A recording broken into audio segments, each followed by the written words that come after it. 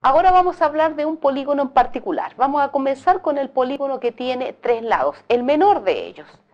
Todos los conocen, los triángulos. Vamos a hablar sus características de los triángulos. Entonces los triángulos ahora tienen clasificaciones y tienen dos nombres. Generalmente se nos olvida que está clasificado por dos maneras, por lo tanto tiene dos nombres.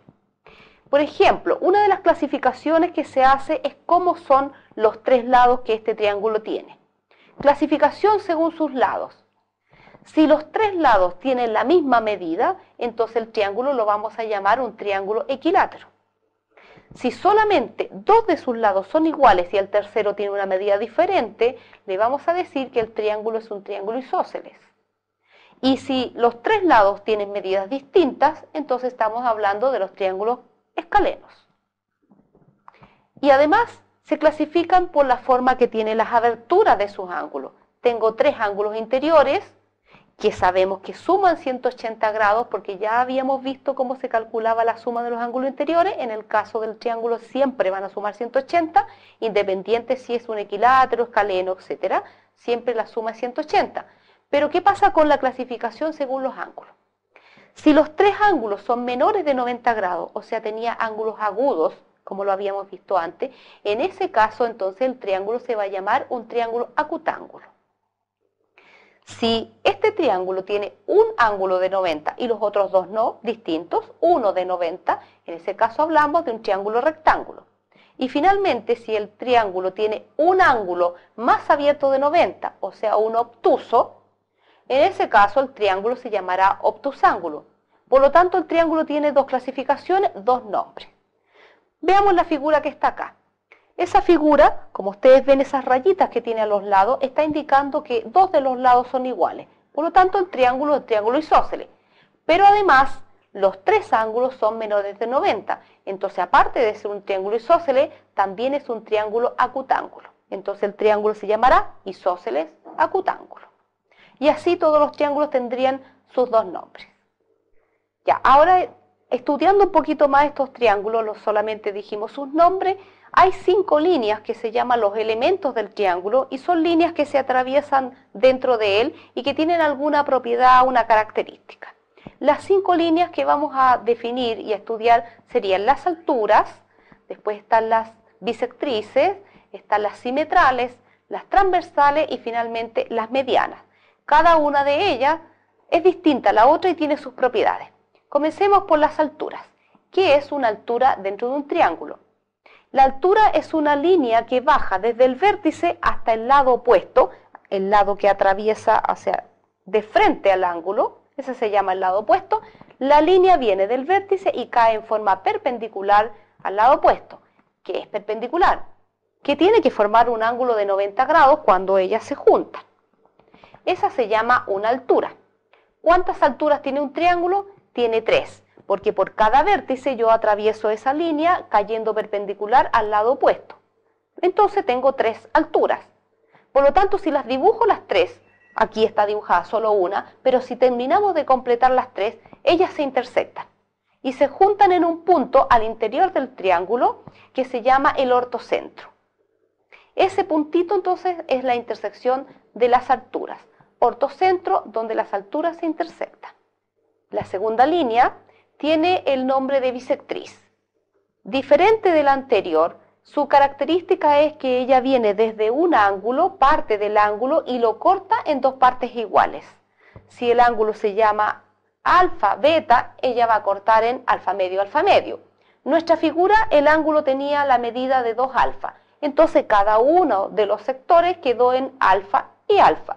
Esa línea cortó el ángulo en dos partes iguales y se llama bisectriz. Lo que implica que como tengo 3 ángulos, también tengo 3 bisectrices. Y las bisectrices se intersectan también en un punto llamado el incentro. Esa característica del incentro es que ese punto es el centro de una circunferencia que pasa por dentro de este triángulo. Tengo el punto y podemos generar una circunferencia que pasa rozando los lados del triángulo. Y se llama la circunferencia inscrita. Por eso ese punto se llama el incentro. La tercera línea, las simetrales. ¿Hemos escuchado hablar qué es una simetral? Recordémosla, porque de repente se nos puede haber olvidado. El triángulo tiene 3 lados y cada uno de sus lados tiene un punto medio, o sea, la mitad del lado. En la línea, el punto medio corta ese lado en 2 partes iguales. Desde ese punto se dibuja entonces una perpendicular. Tal como tiene la figura, en este lado hemos dibujado una perpendicular. Y ella es una simetral. Se pueden dibujar entonces las 3 simetrales, porque de cada lado tiene su punto medio y dibujamos su perpendicular, y se van a intersectar. Igual que las anteriores, también existe un punto de intersección que cambiaremos de nombre, esta vez se llama el circuncentro. Ese punto, que es la intersección, forma una circunferencia, esta vez por fuera del triángulo, de manera que pasa rozando ahora los vértices. La circunferencia queda entonces por fuera, el triángulo quedó dentro de la circunferencia y se llama la circunferencia circunscrita. La cuarta línea se llamará las transversales. El orden en realidad es solamente por mencionar 1, 2, 3, 4, 5, no es que tenga la cuarta importancia, ellas son todas importantes dentro de los triángulos. Las transversales, también llamadas las transversales de gravedad. La transversal es una línea parecida a la altura, pero no vamos a confundir. Parte del vértice y cruza el punto medio. En el caso de la altura, partía del vértice pero caía perpendicular. Aquí no es necesario. Busca el punto medio del lado opuesto y une esa línea. Esa línea entonces es una transversal. Los lados quedaron cortados en 2 partes iguales y esa es su propiedad. Tengo 3 vértices, obviamente tengo 3 transversales. Y el punto de intersección de estas 3 se llama el baricentro, también llamado el centro de gravedad. ¿Qué significaría el centro de gravedad? Es un punto, que sería la intersección, donde podemos equilibrar este triángulo. Es decir, si nosotros recortamos un triángulo y le dibujamos este baricentro o centro de gravedad y lo ponemos así, él no se va a caer, porque lo está equilibrando. Es el punto de equilibrio del triángulo.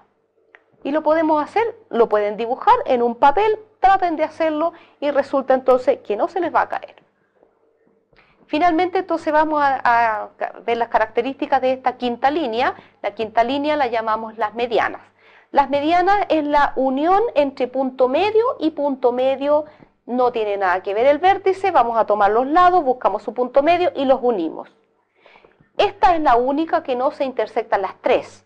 Solamente se van a intersectar de a 2, por lo tanto no tengo un punto común, no existe ese nombre que estábamos repitiendo en las anteriores, porque ellas no se intersectan, pero tienen otras propiedades.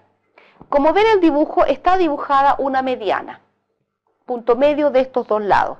Esa mediana, la propiedad es que mide exactamente la mitad del lado opuesto. Y además, cuando dibuje las otras 2 que me faltan, se forman 4 triángulos interiores. Y esos 4 triángulos tienen todos las mismas medidas, o sea, son 4 triángulos idénticos. Esa es la característica de la mediana. Así hemos repasado entonces estas líneas interiores de los triángulos.